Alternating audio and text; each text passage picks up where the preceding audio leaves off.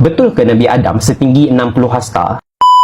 Kalau satu hasta sekitar 45 cm, 60 hasta tu dah kira lebih kurang 27 meter, setinggi bangunan 8 tingkat. Jadi adakah Nabi Adam setinggi bangunan 8 tingkat? Pertama sekali kita kena faham dahulu daripada mana sumber yang mengatakan Nabi Adam setinggi ini, dan dia datang antaranya daripada hadis yang diriwayatkan oleh Imam Bukhari dan juga Muslim, di mana Rasulullah SAW memang mengatakan yang Allah menciptakan Nabi Adam dengan ketinggian 60 hasta, yang mana manusia selepas Nabi Adam ini ketinggian mereka berkurang generasi demi generasi. Bagi ulama hadis, periwayatan ini memang diterima sebagai hadis yang sahih. Cuma kita kena tengok juga sudut yang lain. Kalau kita tengok daripada sudut perspektif sains lah, tidak ada fosil manusia yang menunjukkan memang wujud manusia yang setinggi 27 meter ini. Dan kalau generasi itu berkurang daripada ketinggian yang sebegitu, memang kita akan nampak trennya lah. Tapi itu tidak berlaku. Bahkan rekod manusia yang paling tinggi hari ini sekitar 2.7 meter saja. Itu pun disebabkan oleh masalah genetik. Tak wujud manusia yang ketinggiannya melebihi 5 meter bahkan. Kenapa benda ini terjadi? Ialah disebabkan oleh isu biomechanical. Seorang manusia yang ketinggiannya 27 meter sebenarnya mustahil untuk wujud dari sudut sains, sebab badan kita harus ditampung oleh tulang temulang dan juga otot kita. Jadi ketinggian dan berat memainkan peranan yang sangat penting. Dia ada satu salah faham, di mana orang selalu anggap yang kalau saiz manusia tu 2 kali ganda, maka berat dia 2 kali ganda. Tak.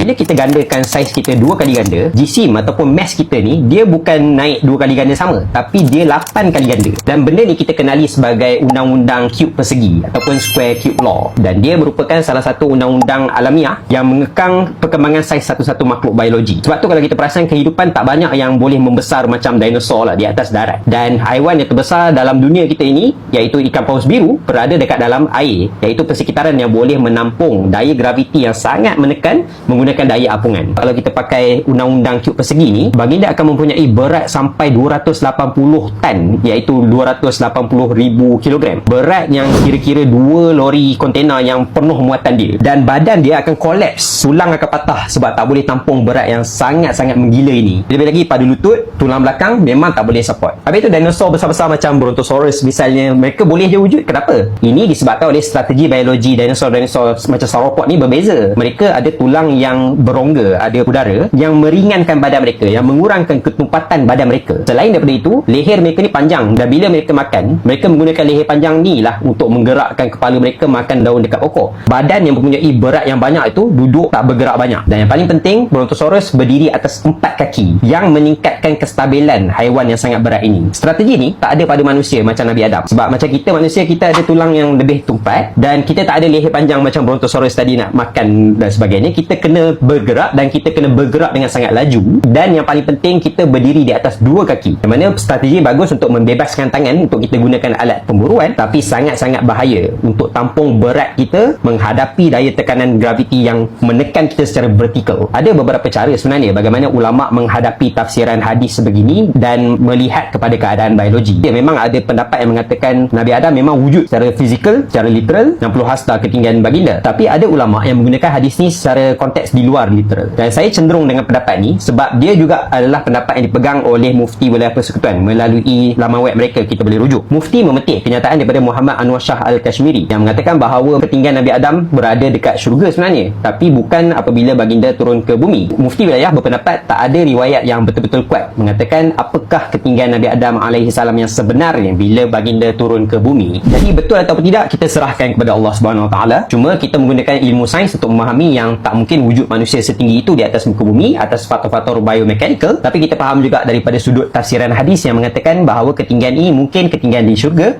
bukan ketinggian dekat bumi. Apa-apa sebagai orang Islam, kita berpegang dengan hadis yang sahih. Tapi pada masa yang sama, kita kena faham tak semua benda gaib ni kita boleh paksa lah selari dengan kerangka sains moden. Tapi pada masa sama, kita kena berpegang pada disiplin ilmu sains yang mengekang faktor-faktor pembesaran manusia seperti yang saya ceritakan tadi. Baca Manusia Sebelum Adam kalau korang nak faham lebih lanjut mengenai proses evolusi, proses teragung yang menunjukkan bagaimana kehidupan boleh wujud, dan juga menceritakan proses perubahan semua kehidupan, termasuklah kita.